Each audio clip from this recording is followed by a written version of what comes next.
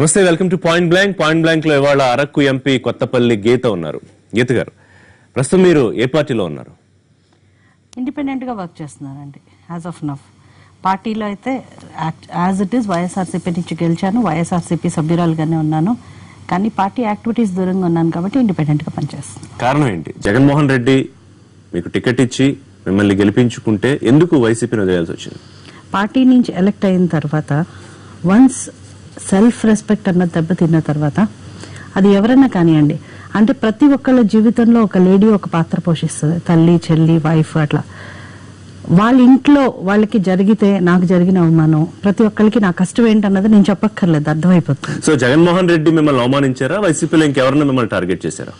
అసలు పార్టీలో ఉన్న క్యాడర్ అవమానించారు. నేను బాధపడింది బేసికల్లీ వాళ్ళు అవమానించిన దానికన్నా పార్టీ అధినేత దాని మీద రెస్పాండ్ కాకపోవడం, కనీసం మోరల్ గా సపోర్ట్ ఇవ్వకపోవడం.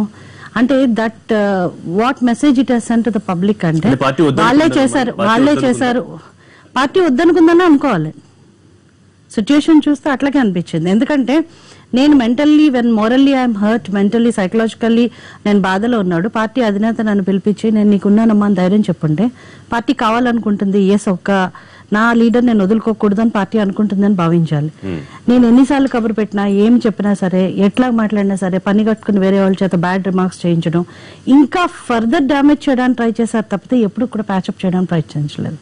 సో ఆ క్షణంలో ఇంక పార్టీ నన్ను అక్కర్లేదని అనుకుంటుందని భావించవలసి వచ్చింది. సో ఎవరు ఇదంతా చేయించుంటారు మీరు అనుకుంటున్నారు? కొంతమంది కిటన్ వాళ్ళండి. అంటే ఇప్పుడు ఒక లేడీ పొలిటికల్ గా ఎదుగుతుంది అంటే చాలా కష్టాలు పడి ఎదుగుతుంది.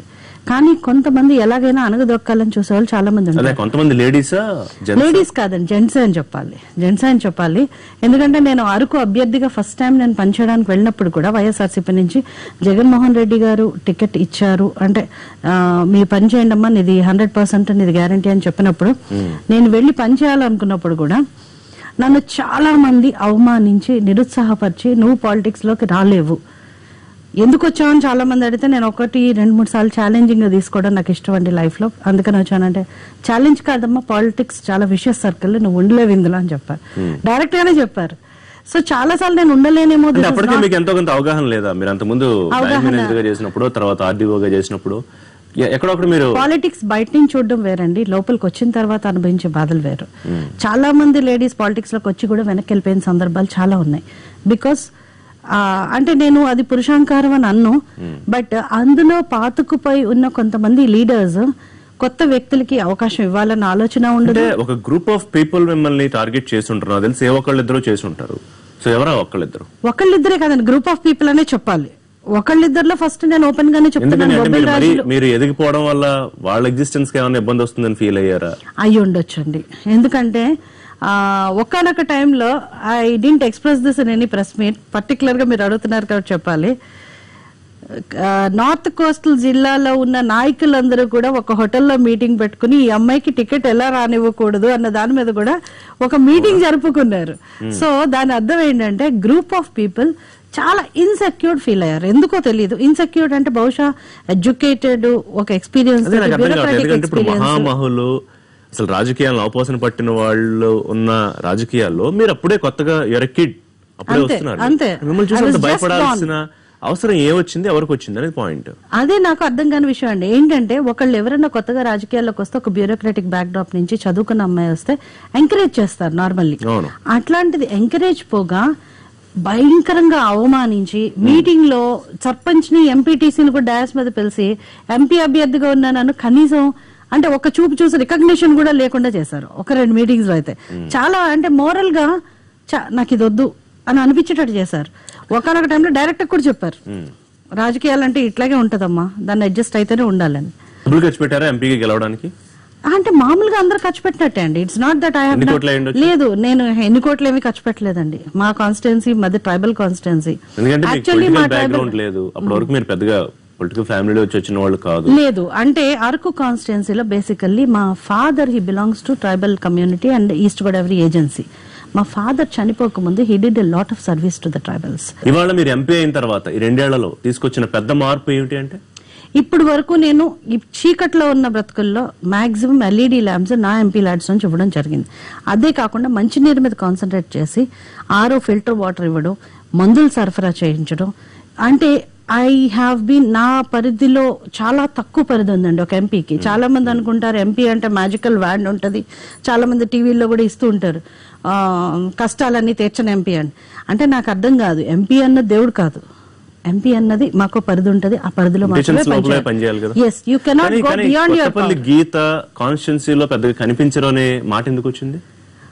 అంటే ఈ కాన్స్టిట్యున్సీ చాలా పెద్దదండి. లేదు, అసలు నేను హైదరాబాద్ లో ఉండను. నేను అసలు హైదరాబాద్ లో నెలలో 2 days 3 days హైదరాబాద్ లో ఉంటానేమో. అది కూడా ఏంటంటే మా ఫ్యామిలీ ఇక్కడ ఉంది కాబట్టి. బట్ నేను ఢిల్లీలో గానీ కాన్స్టిట్యున్సీలో గానీ ఉంటాను. నా కాన్స్టిట్యున్సీ ఇప్పుడు నేను చెప్పినట్టు 5 జిల్లాల్లో వ్యాపించింది. ముంపు మండలాలు ఖమ్మం నుంచి తీసుకుంటే శ్రీకాకుళం వరకు నేను ఎక్కడున్నానో కూడా ఏరియాలో కనెక్టివిటీ కూడా లేని ప్లేసెస్ ఉన్నాయి. సో డిఫరెంట్ ప్రాబ్లమ్స్ మీద ఫైట్ చేస్తున్నా. నాకు నేను కాన్స్టిట్యున్సీలో ఉన్నా సరే జనాలకి ఏంటంటే ఈ జిల్లా ఆ జిల్లా అని తేడా ఉంది కాబట్టి వాళ్ళకి కనిపించకపోతే జనాలు ఎవరు కంప్లైంట్ చేయలేదండి. సో వైసీపీలో అవమానపడ్డ భంగపడ్డ గీతకు ఇంకొక ప్లాట్ఫామ్ రాజకీయంగా దొరకలేదా? తెలుగుదేశం పార్టీలోకి వెళ్తారని ప్లాట్ఫామ్ నేను చూస్ చేసుకోలేదు, దొరకలేదని కాదు, చూస్ చేసుకోలేదు. కారణం ఏంటంటే అండి, వైసీపీ నుంచి గెలిచిన తర్వాత ఈ టర్మ్ నేను వైసీపీలో ఉండడమే కరెక్ట్, ఆ వేరే పార్టీలో జాయిన్ అవడం కరెక్ట్ కాదు. యాజ్ ఇట్ ఈస్ వైసీపీ ఎంపీగానే నా recognition. So I don't want to go and join other party and say ఈ పార్టీ నుంచి ఎన్నికై ఈ పార్టీ సభ్యత్వంలో నేను ఇప్పుడు ఇండిపెండెంట్ గా నా పని నేను చేస్తాను. వైసీపీతో సంబంధం లేదు, వైసీపీ యాక్టివిటీస్ దేనికి వెళ్ళట్లేదు, వైసీపీతో పార్టీతో సంబంధం లేదు, పార్టీలో సభ్యత్వం అట్లాగే ఉంది. వైసీపీ యాక్టివిటీస్ కి అయితే నేను వెళ్ళట్లేదు బికాస్ ఐఎమ్ హర్ట్. తెలుగుదేశం పార్టీలో ఎందుకు జాయిన్ అవ్వలేదు? జాయిన్ అవ్వనండి. ఆ పార్టీ సిద్ధాంతాలు నచ్చలేదా, లేకపోతే అలా అని కాదు. ఇప్పుడు యాజ్ ఇట్ ఈజ్ నేను తెలుగుదేశంలో పార్టీలో యాజ్ ఇట్ ఈజే కాదు జాయిన్ అవ్వాలన్న ఆలోచన నాకు లేదు. ఎందుకంటే నెక్స్ట్ ఎలక్షన్స్ కి నేను రాజకీయాల్లో కంటెస్ట్ చేస్తానా చేయనా లేకపోతే అసలు ఏం చేస్తాను అన్నది ఇంకా నాకు finally I have not come to a conclusion. ముందు నేను మెంటల్ గా ఒక కంక్లూజన్ కి వస్తే తప్పితే ఆ పార్టీలో ఏదో ఛాన్స్ ఇచ్చారు కదా, రమ్మన్నారు కదా నా పార్టీకి, అంటే నార్మల్లీ ఎక్కడైనా ఎవరైనా ఒక పార్టీ తోటి డెఫినెట్ గా ఎలిగేషన్స్ ఉంటే అంటే డిఫరెన్సెస్ ఉంటే ఇంకో పార్టీ డెఫినెట్ గా ఓపెన్, డోర్స్ ఆర్ ఓపెన్. మీకు తెలియదు ఏమీ లేదు, ఎంతమంది జాయిన్ అయ్యారు, వెళ్ళి కండువాలు కప్పుకుని జాయిన్ అయ్యారు. బట్ కండువా కప్పుకోకుండానే తెలుగుదేశం పార్టీ నేతలు వ్యవహరిస్తారు గీత అని కూడా మీ మీద లేదండి, అట్లా ఏం లేదు. నేను తెలుగుదేశం మీటింగ్ కి కాన్స్టిట్యున్సీలో గానీ బయట గానీ తెలుగుదేశం మీటింగ్ కి ఎక్కడన్నా వెళ్ళినట్టు మీకు దాఖలు ఉన్నాయా? Except parliamentary party meeting. Parliamentary party meeting లో తెలుగుదేశంతో పాటు బీజేపీ ఉంటారు, స్పెషల్ గెస్ట్ గా పిలిచిన వాళ్ళు ఉంటారు. ఆంధ్రప్రదేశ్ కాన్స్టిట్యున్సీ డెవలప్మెంట్ ని దృష్టిలో పెట్టుకుని పార్లమెంటరీ పార్టీ మీటింగ్ కి, రాజకీయాలకు అతీతంగా జరిగే పార్లమెంటరీ పార్టీ మీటింగ్ కి మాత్రమే నేను వెళ్తాను. Welcome back to point blank. Kothapalli Geetha అనగానే వెనకాలే ఏంటి ఇన్ని వివాదాలు ఎందుకు వచ్చాయి? మీ పేరు దగ్గర నుంచి, కులం దగ్గర నుంచి. పేరు వివాదం ఏం లేదండి, పేరు కావాలని చేంజ్ చేసుకున్నాను, గజెట్ ఇచ్చాను, చేంజ్ చేసుకున్నాను. ఏంటంటే గ్లాడిస్ నుంచి గీతగా మారడానికి అన్న ప్రత్యేక కారణం ఉంది? ఏమీ లేదండి. ఒకటి, మా హస్బెండ్ ప్యూర్ హిందూ. గ్లాడిస్ అన్న పేరు నేను ఇంతకు ముందు ఇంటర్వ్యూలో కూడా చెప్పడం జరిగింది. మా మదర్ వాళ్ళకి ఇంకో డాటర్ ఉండేది, ఆ అమ్మాయి మధ్యలో సూసైడ్ చేసుకుని చనిపోయింది when she was 16 years old. So ఆ పేరే నాకు పెట్టడం జరిగింది. నాకు ఆ పేరులో చాలా కష్టాలు ఉన్నాయి, నాకు మెంటల్లీ ఐఎమ్ నాట్ హ్యాపీ అని అనిపించింది ఒక స్టేజ్ కి వచ్చిన తర్వాత. Before I joined government service అండి, సో అప్పుడే మార్చేసుకోవడం జరిగింది. So and I was not happy basically, so అందుకని పేరు మార్చుకోవడం జరిగింది. అంతేగాని అందులో ఏమి అదర్ థింగ్స్ ఏమి లేదు. గ్రామీణ బ్యాంకు మేనేజర్ గా ఉన్నప్పుడు కూడా మీ మీద ఫ్రాడ్ చేశారు అని ఏమీ లేదు, zero. I was honored the best officer award also. మరి అర్ధాంతరంగా ఎందుకు గ్రూప్ 1 సర్వీసెస్ లో జాబ్ వచ్చిన తర్వాత మానేశాను నేను. అర్ధాంతరంగా మానేయలేదండి. బట్ ఆర్టీఓ సర్వీసెస్ ని కూడా అర్ధాంతరంగా తొలగించబడలేదండి. 2004 లో ప్రాబ్లం వచ్చింది. ప్రాబ్లం వచ్చినట్టు సస్పెండ్ చేశారు. సస్పెండ్ చేసిన తర్వాత I went to the high court and got orders. ఆ తర్వాత గవర్నమెంట్ దానికి దీనికోసం వచ్చింది. లేదు ఎస్టీనా కాదా అన్న ప్రాబ్లమ్ 1993లో మంగపతిరావు గారు క్యాన్సిల్ చేశారు. క్యాన్సిల్ చేసినాడు, ఇమీడియట్ గా హైకోర్టుకి వెళ్ళేసారు. హైకోర్టు ఇమీడియట్ గా స్టే ఆర్డర్ సస్పెండ్ చేసింది. అది ఆ కాంట్రవర్సీ ఏం లేదు, అది కోర్టులో కేసు 8 years జరిగింది. 8 years కంప్లీట్ గా పూర్తయి 8th year లో 2001లో జడ్జ్మెంట్ ఇచ్చారు. ఏమని, Bangapati Rao's order is an error apparent on the face of the joint collector. There shall be a declaration that she belongs to Valmiki, which is a scheduled tribe. And High Court ఇచ్చింది. ఇచ్చిన order base చేసుకుని నాకు posting ఇవ్వడం జరిగింది deputy కలెక్టర్గా. కానీ deputy కలెక్టర్గా join అయిన తర్వాత కొన్ని పర్సనల్ అఫీషియల్ జెలసీస్ కారణంగానో దేని కారణంగానో నన్ను అయితే ఇరికించడం జరిగింది ఒక మ్యాటర్లో. ఆ మ్యాటర్ ఎందుకంటే ఇప్పుడు పాలిటీషియన్ అయిన తర్వాత మిమ్మల్ని పక్కన పెట్టాలనో తప్పించాలనో ప్రయత్నాలు, ఆఫీసర్ గా ఉన్నప్పుడు కూడా. సో ఆఫీసర్ గా మీలో సమస్య ఉందా లేకపోతే మీ చుట్టూ ఉన్న వాళ్ళ సమస్య ఉందా? ఆఫీసర్ గా ఉన్నవాడు నన్ను ఎవరు పక్కకు తొలగించాలని కాదు, ఏదో ఇరికించాలన్న పర్సనల్ జెలసీస్ మీకు తెలియదు ఏముంది, ఏ ప్రొఫెషన్ లో ఉన్నా పర్సనల్ జెలసీస్ ఉంటాయి. సో పర్సనల్ జెలసీస్ కి అక్కడ ఇక్కడ మీరు అడిగారు అంటే I have a different way of operating with things అండి. అంటే ఎదురు వాళ్ళకి బహుశా అంటే నేను ఒక పర్టికులర్లీ ఒక లేడీ కలెక్టర్ తోటి నాకున్న డిఫరెన్సెస్ వల్ల నా పరిస్థితి వచ్చింది. లేడీస్ మీద జెలసీస్ ఎందుకు వస్తాయి? లివింగ్ సరిగ్గా ఉండి, లేకపోతే ఇట్స్ లైక్ కొంచెం she's more comfortable, she doesn't care for anybody, she's very dynamic అని అనుకున్నాడు ఏమవుతుంది, కొంచెం ఇన్సెక్యూరిటీ ఫీలింగ్ వస్తుంది. ఆ ఇన్సెక్యూరిటీ ఫీలింగ్ లో ఈ అమ్మాయిని ఇక్కడి నుంచి మూవ్ చేయాలని ఆలోచన వస్తుంది.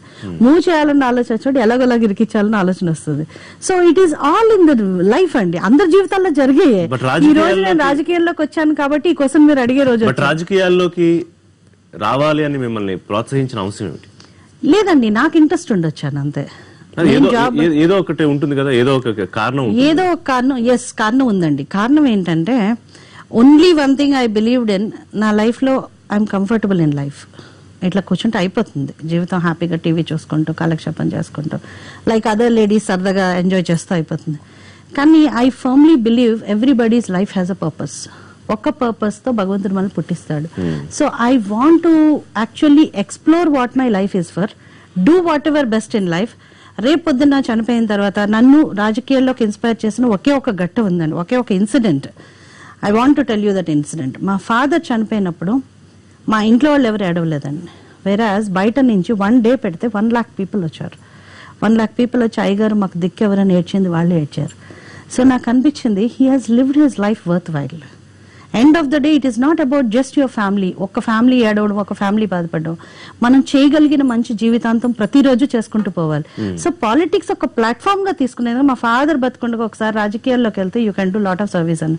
నాకు లైఫ్ అంతా మా father and I never use to have any friends also. మా ఫాదరే నాకు ఫ్రెండ్, అన్ని హీ యూస్ టు గైడ్ మీ అనమాట across.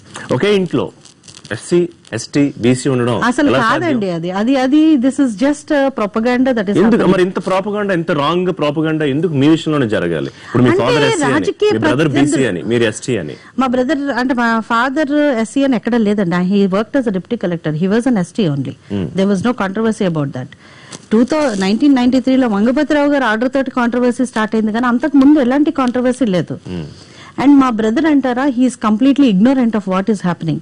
తనకేంటంటే he's not well versed with the revenue figures.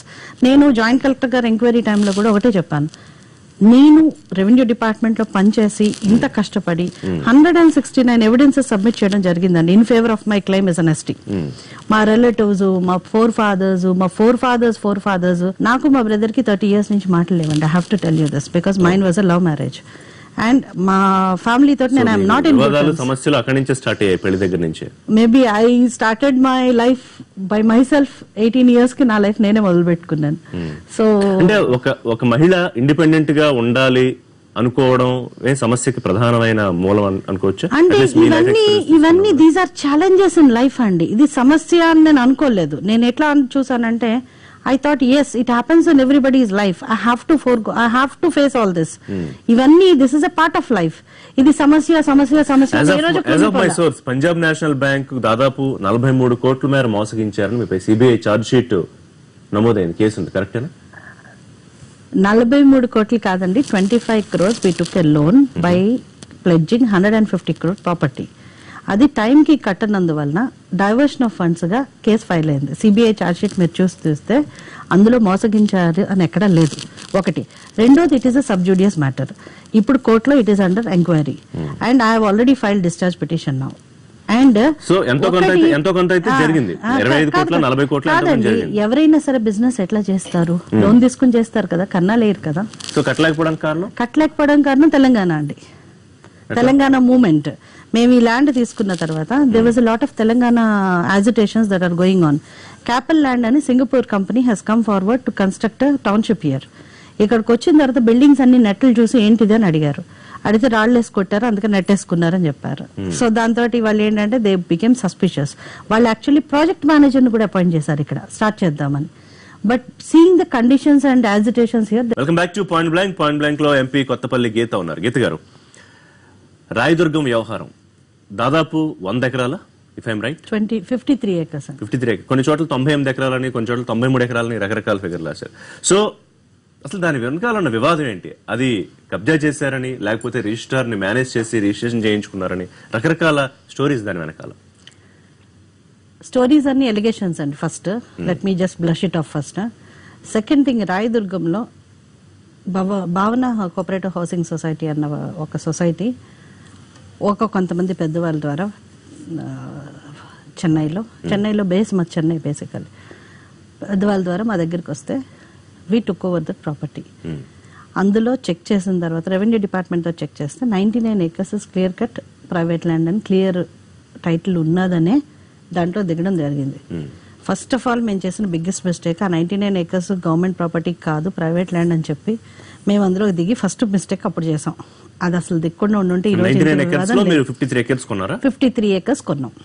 Because 45 acres తర్వాత ఏమైందంటే ఈ 46 acres గవర్నమెంట్ టేక్ వచ్చేసింది మళ్ళీ యూఎల్సీకి. సో ఆ 46 acres కూడా మాది యాక్చువల్లీ డాక్యుమెంట్స్ పెండింగ్ ఉన్నాయి. బట్ 53 acres అయితే రిజిస్టర్డ్ డాక్యుమెంట్స్ ఉన్నాయి. అది గవర్నమెంట్ కి 16 crores స్టాంప్ డ్యూటీ కట్టాం. సో ప్రాపర్టీ ఒక్కవేళ రిజిస్టర్ మేనేజ్ చేసినా, ఒక్కవేళ ప్రాబ్లం ఉన్నా, ఈ పార్టీకి government has got all the Liberty to cancel the documents. ఇంతకు ముందే చేసి ఉండవచ్చు, 2008లో జరిగింది అది. అది జరగల. సెకండ్ థింగ్, ఇప్పుడు వరకు మా ప్రాపర్టీ మీద ఎలాంటి టైటిల్ సూట్ లేదు. ఎలాంటి టైటిల్ సూట్ లేదు. ఓన్లీ మాకున్న డిస్ప్యూట్ ఏంటంటే 83/1 కొంతమంది క్యాన్సిల్ డాక్యుమెంట్స్ ఉన్నాయి. అది సుప్రీంకోర్టుకి వెళ్ళి కూడా క్యాన్సిల్ అయిపోయినాయి. వాళ్ళు వచ్చి కొంతమంది ఎంక్రోచ్మెంట్స్ చేసి రకరకాల ప్రాబ్లమ్స్ పెడితే ఆ కేసెస్ ఎదుర్కొన్నాం తప్పితే 83/2లో ఈ 53 acres గాను మా టైటిల్స్ కి సంబంధించి ఎవరి దగ్గర కూడా ఎలాంటి ప్రూఫ్ లేదు. రిజిస్ట్రార్ ని మీరు మేనేజ్ చేశారనేది వాస్తవం కాదా?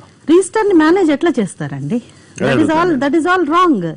ఏంటంటే ఏదో ఒకటి రాంగ్ ప్రొజెక్ట్ చేసి రిజిస్టర్ మేనేజ్ చేయవలసిన అవసరం ఏంటి? స్టాంప్ డ్యూటీ 16 కోట్లు కట్టింది. ఎందుకంటే అనేక మంది స్థలాలు కొంటారు, అమ్ముతూ ఉంటారు, ప్రాపర్టీస్ కొనుక్కుంటూ ఉంటారు, అమ్ముతూ ఉంటారు.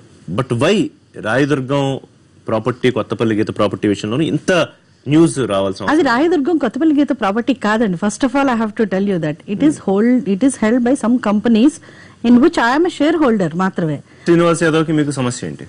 ఇప్పుడు సమస్య అయితే ఏం లేదండి. ఒకప్పుడు ఏంటంటే ఇదే ల్యాండ్ జాయింట్ వెంచర్ డెవలప్మెంట్ కి వచ్చారు వాళ్ళు 60 crores పే చేస్తామని వచ్చారు. 10 crores పే చేశాక డిఫాల్ట్ అయ్యారు. అగ్రిమెంట్ క్యాన్సిల్ చేసి అమౌంట్ వెనక్కి ఇవ్వాలి. మనం వేరే వాళ్ళకి సైన్ చేసి అమౌంట్ వెనక్కి ఇస్తా ఉన్నాం. ఈ లోపు తొందరపడి మా హస్బెండ్ పట్టుకెళ్ళడం అట్లాంటివి చేసి డ్రామా ఏం లేదండి. That is truth. It was kidnap. అంటే నాకు 5 o'clock వెళ్ళిన మా హస్బెండ్ 12 o'clock డ్రైవర్ ఫోన్ చేసి తాళాలు లాక్కుని పంపిస్తారు అని అన్నారు. అంటే కిడ్నాప్ కింద లెక్క ఒకటి. రెండోది ఏమైందంటే వాళ్ళు బెదిరించి వాళ్ళతో రఫ్ గా బిహేవ్ చేసి మా హస్బెండ్ తోటి రఫ్ గా బిహేవ్ చేసి చేశారన్నది మా డ్రైవర్ చెప్పాడు. నేను ఫోన్ చేస్తే మా హస్బెండ్ స్విచ్ ఆఫ్ చేస్తారు. ఫోన్ ఎన్నిసార్లు చేసినా అందుబాటులో రాలేదు. రాత్రి ఆఫ్టర్ దట్ 2 గంటలకి పోలీసులు ఎఫ్ఐఆర్ ఫైల్ చేశారు. టాస్క్ ఫోర్స్ వాళ్ళు వెళ్ళి నైట్ 2 o'clock మా హస్బెండ్ చేత బలవంతంగా సంతకం పెట్టిన డాక్యుమెంట్స్ అండ్ వైట్ పేపర్స్ మీద సంతకం పెట్టిన అన్ని రికవర్ చేశారు. బలవంతంగా పెట్టించుకున్నారు. మరి బలవంతంగా కాబట్టి వైట్ పేపర్ సంతకం పెట్టే అంత అమాయకులేం కాదు. అమాయకులు కాదు అంటే ఎంత బెదిరిస్తే పెట్టుంటారో మీరు ఆలోచించండి. మీడియాతో కూడా మాట్లాడింది నాకు గుర్తుంది. ఒక ఎంపీ అయ్యుండి నాకే ఇలాంటి పరిస్థితి ఉంటే ఒక సాధారణ పరిస్థితి ఏంటని సెటిల్మెంట్ ఏమైనా చేసుకున్నారా? ఏమి సెటిల్మెంట్ తర్వాత వాళ్ళు వచ్చి మాట్లాడారండి. ఆ తర్వాత మరి ఏమైందో తెలియదు. తలసాని శ్రీనివాస్ యాదవ్ గారు కూడా స్లో అయిపోయారు. స్లో అయిపోయిన తర్వాత వచ్చి మాట్లాడితే మేము ఏదో చెప్పాం. ఎప్పుడు మీకు ఇవ్వకూడదు అన్న ఆలోచన మాకు లేదు. మీకు ఇస్తామనే చెప్పాం. సంతకం పెట్టిన వెంటనే ఇస్తామని చెప్పాం. ఈ లోపు ఇట్లా చేయవలసిన అవసరం ఎందుకు వచ్చింది అన్న దాని గురించి ఏమి లేదండి. జాయింట్ ఏం జరిగిందంటే అది కూడా చెప్తా రీజన్. ఎవరన్నా జాయింట్ వెంచర్కి వస్తే ఇమ్మీడియట్ గా ఇందులో నేను ఉన్నానని చెప్పి బెదిరించేసి పంపించడం మొదలు పెట్టారు కొంతమంది. తలసాని శ్రీనివాస్ యాదవ్ గారు ఉన్నారు ఇందులో, ఇది ముట్టుకోవద్దని. సో వచ్చి డెవలపర్స్ అందరినీ వీడు భయపెట్టి తోసేస్తుంటే డబ్బులు నేను ఎక్కడి నుంచి తీసుకొచ్చి ఇవ్వాలి, నా దగ్గర ఏం చెట్లేదు కోసం ఇవ్వడానికి. ఒక ఎంపీ ఇన్వాల్వ్ అయిన ఒక సైట్ విషయంలో ఇంకా కొంతమంది అంటే ఇంకా అంతకన్నా అలా కాదు జాయింట్ వెంచర్ చేద్దామని ముందుకు వెళ్తుంటే అది జరగనివ్వట్లేదు. జరగనివ్వకుండా వీళ్ళు డబ్బులు ఎలా వెనక్కిస్తాం అంటే ఏదో ఒకటి ఇచ్చిన 10 crores తోటే జాయింట్ వెంచర్ చేసేద్దాము అన్న ఆలోచనలో వచ్చారు. అక్కడ డిఫర్ అయ్యాం మేము బేసికల్లీ. సో మొత్తం మీ వ్యవహారం, మీ జీవితం అంతా కూడా 53 ఎకరాల చుట్టే తిరుగుతోందా ఇప్పుడు? అదేం లేదండి, not like that. My husband has got other business. You said ఒక రోజు చెప్పారు 53 ఎకరాలదే మొత్తం తీసుకున్న మెయిన్ ప్రాబ్లం జీవితం అంతా దీంట్లోనే సంపాదించుకున్నా, దీంట్లోనే పెట్టామని చెప్పి కూడా ఒకసారి. దీంట్లో చాలా వరకు అంటే యాజ్ ఇట్ ఈస్ మా హస్బెండ్ ఇంతకు ముందు బిజినెసెస్ చాలా వరకు వైండప్ చేసి, పర్టికులర్లీ చెన్నైలో మాకు పోర్ట్ లో we're the first private limited company to enter the port. 7 acres మాకు పోర్ట్ లో ఇచ్చారు ట్యాంకేజెస్ కట్టడానికి. అది కట్టిందంతా కూడా మొత్తం we had to liquidate the entire property to come and invest in this. ఇప్పుడు వరకు నండి I have to tell you this, ఇప్పుడు వరకు I have got very good rapport with all the ministers in the central and even with the prime minister. I can go any time, I can express my problem.